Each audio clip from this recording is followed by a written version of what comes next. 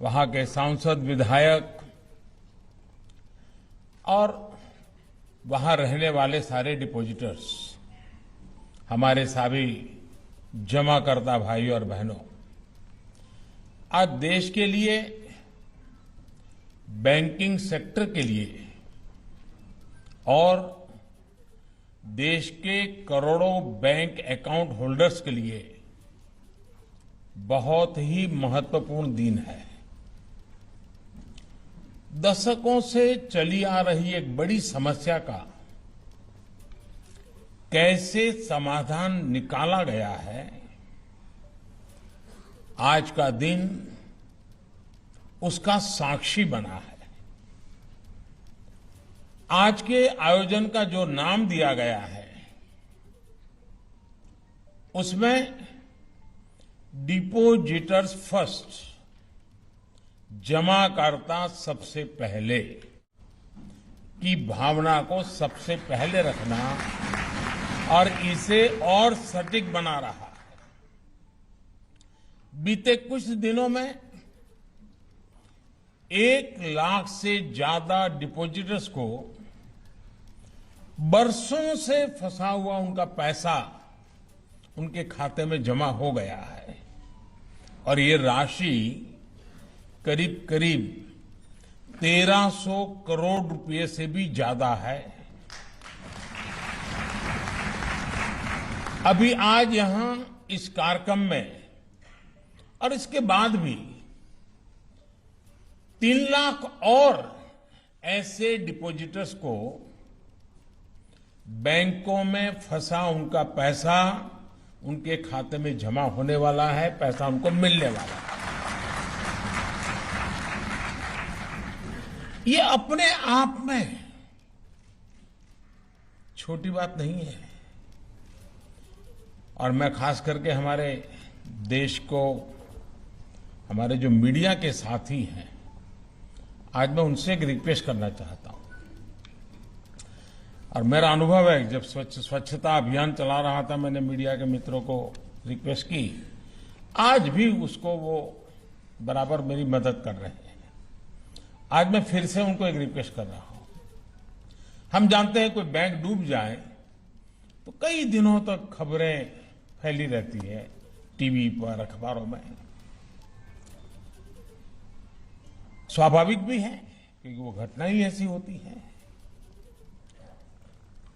बड़ी बड़ी हेडलाइंस भी बन जाती है, बहुत स्वाभाविक है। लेकिन आज जब देश ने एक बहुत बड़ा रिफॉर्म किया, एक बहुत बड़ी मजबूत व्यवस्था शुरू की है, डिपॉजिटर्स को, जमाकर्ताओं को उनका पैसा वापस दिलाया जा रहा है, मैं चाहूंगा कि उसकी भी उतनी ही चर्चा मीडिया में हो, बार बार हो। इसलिए नहीं कि मोदी ने किया इसलिए करना है, ये इसलिए जरूरी है कि देश के डिपॉजिटर्स में विश्वास पैदा हो कि हो सकता है कुछ लोगों के गलत कारणों से, गलत आदतों से कोई बैंक डूबेगा, हो सकता है, लेकिन जमाकर्ता का पैसा नहीं डूबेगा, जमाकर्ता का पैसा सुरक्षित रहेगा। ये मैसेज से देश के जमाकर्ता में विश्वास पैदा होगा, बैंकिंग व्यवस्था पे भरोसा पैदा होगा और ये बहुत जरूरी है। भाई और बहनों, कोई भी देश समस्याओं का समय पर समाधान करके ही उनसे विकराल होने से बचा सकता है, लेकिन हम भली भांति जानते हैं वर्षों तक हमारे यहां एक ही प्रवृत्ति रही कि भाई समस्या है, टाल दो, दरी के नीचे डाल दो। आज का नया भारत समस्या के समाधान पर जोर लगाता है, आज भारत समस्याओं को टालता नहीं है।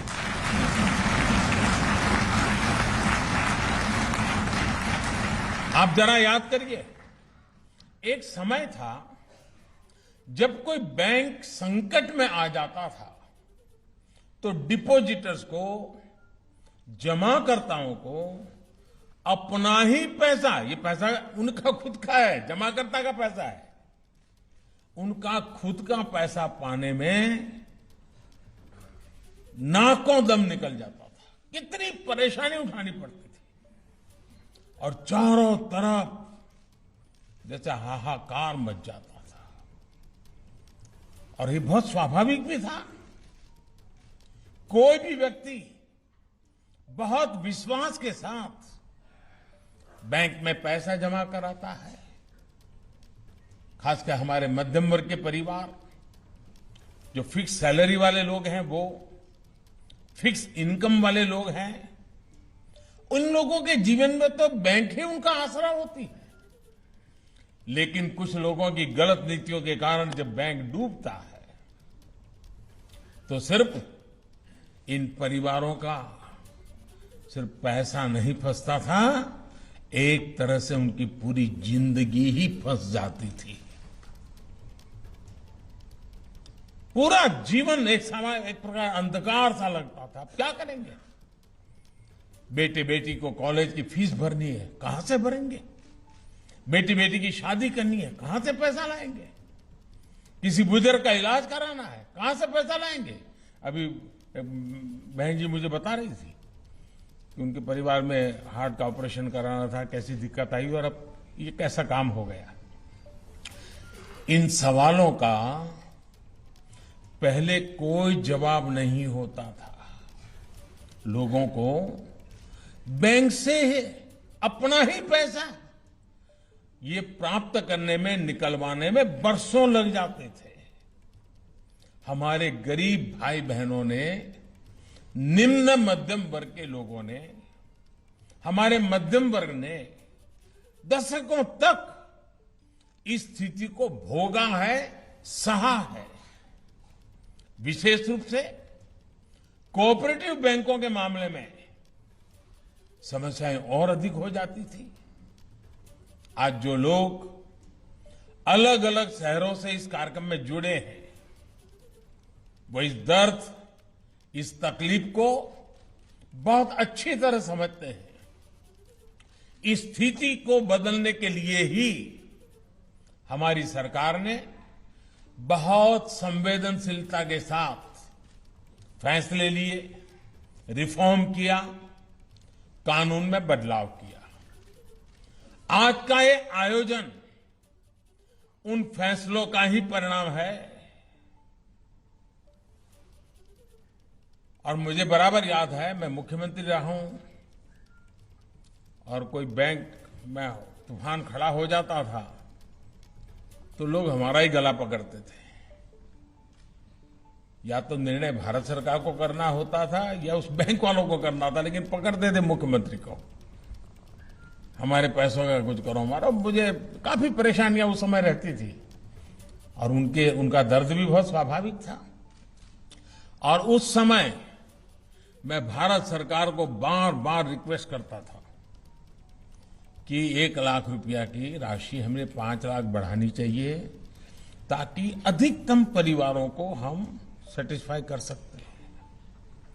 लेकिन खैर मेरी बात नहीं मानी गई। उन्होंने नहीं किया तो लोगों ने ही किया, मुझे भेज दिया यहां।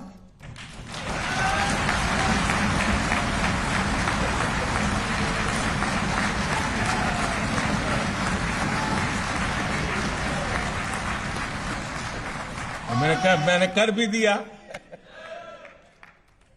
साथियों, हमारे देश में बैंक डिपॉजिटर्स के लिए इंश्योरेंस की व्यवस्था 60 के दशक में बनाई गई थी, यानी उसको भी करीब 60 साल हो गए। पहले बैंक में जमा रकम में सिर्फ 50,000 रुपये तक की राशि पर ही गारंटी थी। फिर इसे बढ़ाकर 1 लाख रुपया कर दिया गया था। यानी अगर बैंक में डूबा जो डिपॉजिटर्स के पैसे जमाकर्ताओं को 1 लाख रुपया तक तो मिलता था, लेकिन वो भी गारंटी नहीं कब मिलेगा, 8-8, 10-10 साल तक वो मामला लटका रहता था, कोई समय सीमा नहीं थी। गरीब की चिंता को समझते हुए, मध्यम वर्ग की चिंता को समझते हुए हमने इस राशि को 1 लाख से बढ़ा करके 5 लाख रुपया कर दिया। यानी आज की तारीख में कोई भी बैंक संकट में आता है तो डिपोजिटर्स को, जमाकर्ताओं को 5 लाख रुपए तक तो जरूर वापस मिलेगा। और इस व्यवस्था से लगभग 98% लोगों के अकाउंट्स पूरी तरह से कवर हो चुके हैं, यानी 2% को ही थोड़ा थोड़ा रह जाएगा। 98% लोगों का जितना पैसा उन्होंने है वो सारा कवर हो रहा है। और आज डिपोजिटर्स का लगभग, ये आंकड़ा भी बहुत बड़ा है, आजादी का 75 साल चल रहे हैं, अमृत महोत्सव चल रहा है, ये जो हम निर्णय कर रहे हैं ना, इससे 76 लाख करोड़ रुपए पूरी तरह इंश्योर्ड है। 76 लाख करोड़ रुपया, इतना व्यापक सुरक्षा कवच तो विकसित देशों में भी नहीं है। साथियों, कानून में संशोधन करके, रिफॉर्म करके एक और समस्या का समाधान करने की कोशिश की है। पहले जहां पैसा वापसी की कोई समय सीमा नहीं थी, अब हमारी सरकार ने इसे 90 डेज, 90 दिन, यानी कि 3 महीने के भीतर ये करना ही होगा, ये कानूनन तय कर लिया।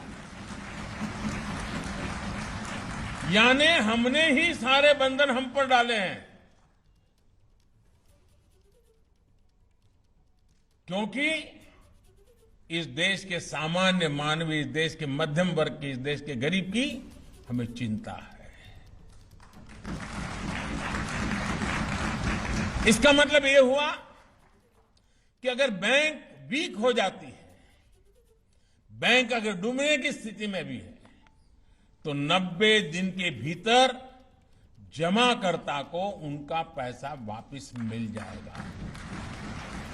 मुझे खुशी है कि कानून में संशोधन के 90 दिन के भीतर ही हजारों डिपोजिटर्स के क्लेम सेटल भी किए जा चुके हैं। साथियों, हम सब बड़े बड़े विद्वान, बुद्धिमान, अर्थशास्त्री जो बात को अपने अपने तरीके से बताते हैं, मैं अपनी सीधी सादी भाषा में बताता हूं। हर कोई देश प्रगति चाहता है, हर देश विकास चाहता है, लेकिन ये बात हमें याद रखनी होगी कि देश की समृद्धि में बैंकों की बड़ी भूमिका है।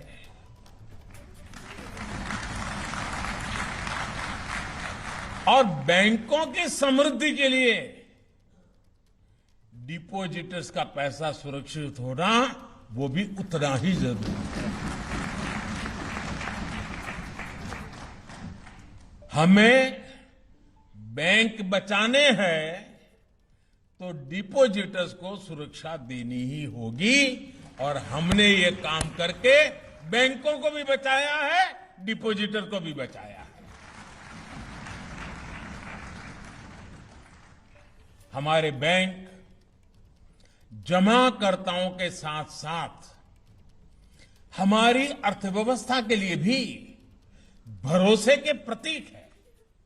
इसी भरोसे, इसी विश्वास को सशक्त करने के लिए बीते सालों से हम निरंतर प्रयास कर रहे हैं। बीते वर्षों में अनेक छोटे सरकारी बैंकों को बड़े बैंकों के साथ मर्ज करके उनकी कैपेसिटी, कैपेबिलिटी और ट्रांसपेरेंसी हर प्रकार से सशक्त की गई है। जब आरबीआई कोऑपरेटिव बैंकों की निगरानी करेगा तो उससे भी इनके प्रति सामान्य जमाकर्ता का भरोसा और बढ़ेगा।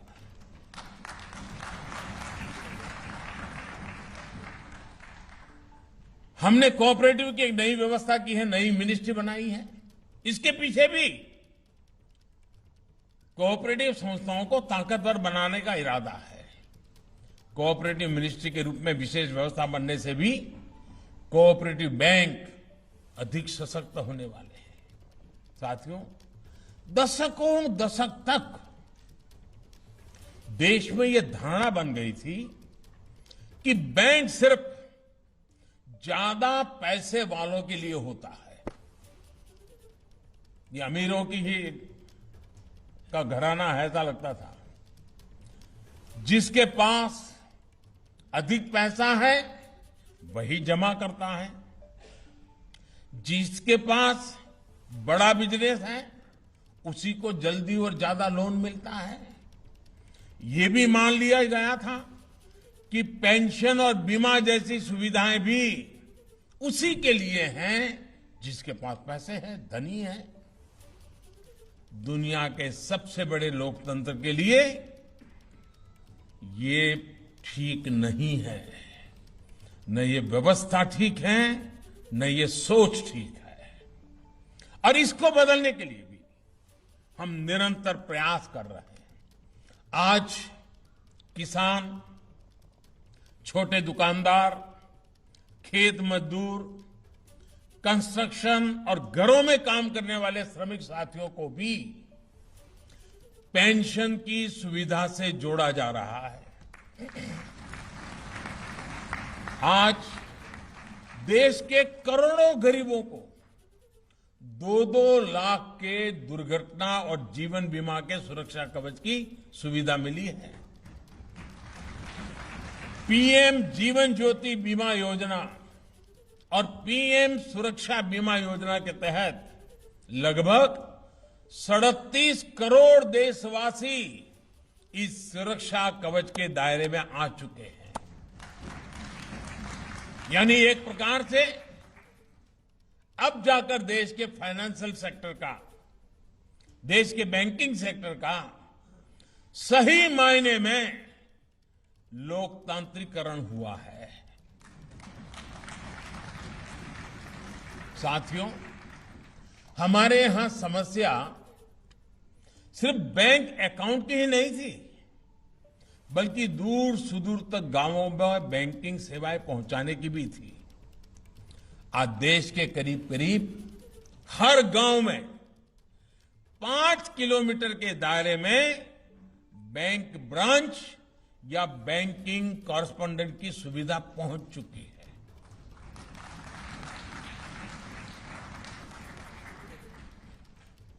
पूरे देश में आज लगभग 8.5 लाख बैंकिंग टच पॉइंट्स हैं।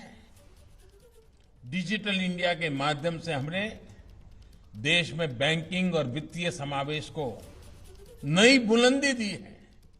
आज भारत का सामान्य नागरिक कभी भी, कहीं भी, सातों दिन, 24 घंटे छोटे से छोटा लेन देन भी डिजिटली कर पा रहा है।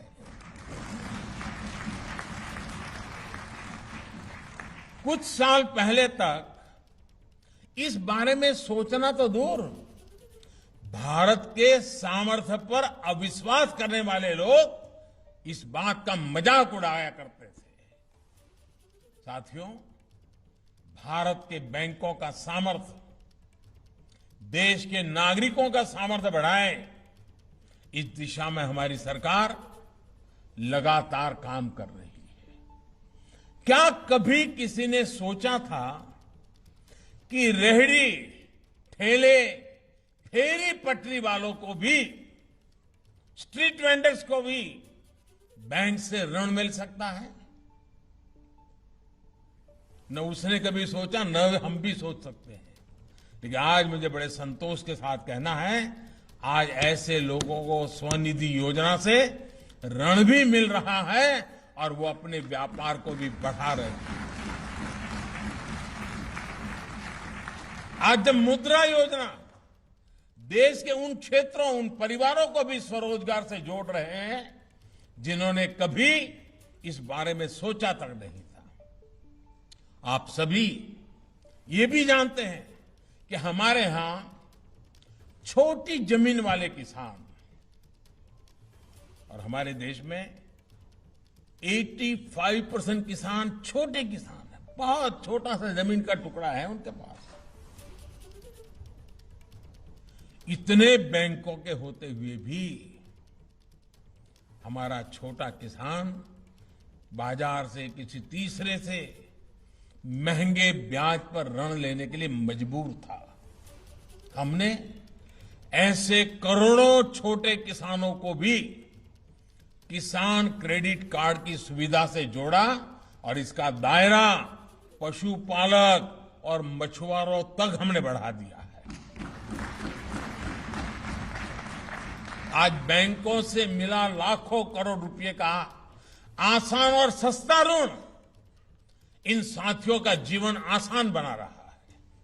साथियों, अधिक से अधिक देशवासियों को बैंकों से जोड़ना हो, बैंक लोन आसानी से सुलभ कराना हो, डिजिटल बैंकिंग, डिजिटल पेमेंट्स का तेजी से विस्तार करना हो,